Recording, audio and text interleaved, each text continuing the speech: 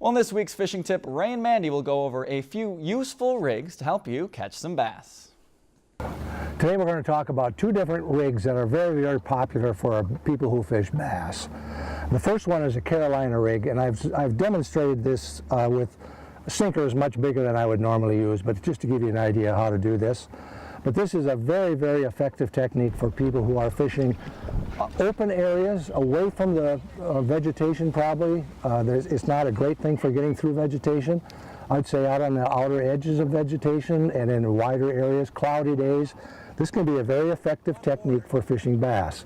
And basically, I have a bead in the front, and I have a bullet sinker, and then I have a bead in the back. And when these were originally developed, those beads were actually made out of glass, so when they hit bottom and hit rocks, they made a different sound.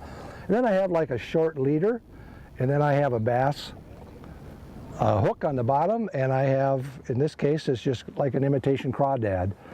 And you just pull this, you can cast it or you can troll with it. It's a very effective way of catching bass, and it's called a Carolina rig. And Mandy's going to talk about a Texas rig. Absolutely.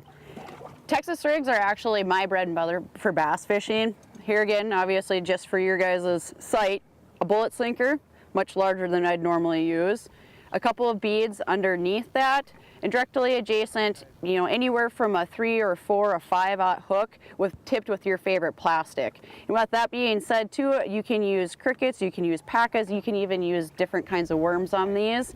And you can also pin these. And when I say pin, see how this slides up and down? So when you cast this and you jig this, this action comes up and down with the weight coming up and back and forth.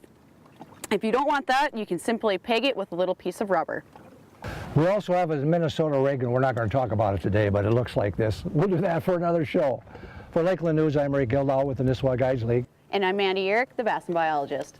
If you enjoyed this segment of Lakeland News, please consider making a tax-deductible contribution to Lakeland PBS.